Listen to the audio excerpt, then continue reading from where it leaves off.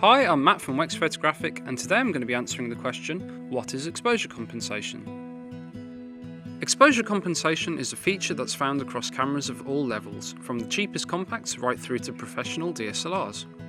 Often it's marked by an icon of a plus and minus, although on many cameras it can simply be accessed by turning one of the camera's dials when shooting in a particular mode.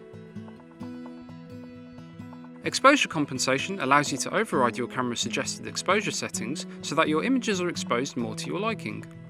On its standard settings, your camera is designed to expose for the scene in front of it so that the right balance is struck between recording brighter areas and darker ones. Sometimes, however, your camera may not be able to expose as you would expect it without some assistance. Faced with a darker subject, for example, it may overexpose the scene as a whole, while the presence of brighter lights may sway it into underexposure. So it's a useful feature to use when shooting in atypical conditions.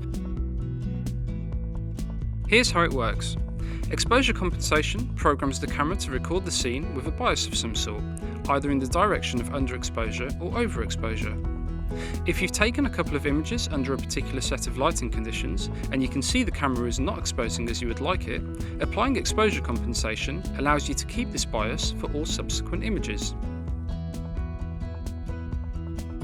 Most cameras allow you to adjust exposure compensation in fine increments, either in third or half stops. This is usually offered over a range of 3 exposure stops in either direction, although more expensive cameras may offer control up to 5 stops. Positive exposure compensation increases the exposure, while negative exposure compensation decreases it. As you adjust this, you should see the marker on the exposure indicator scale move away from the centre.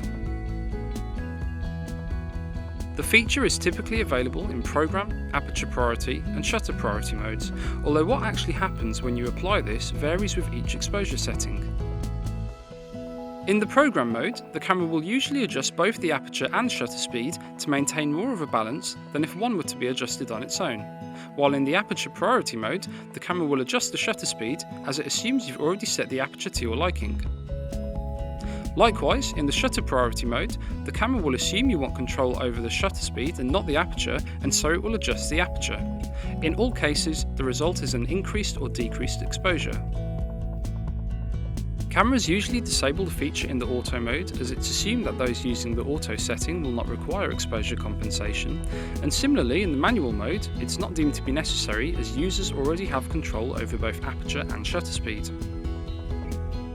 Exposure compensation can also be used when you select a metering mode other than the standard evaluative or matrix pattern.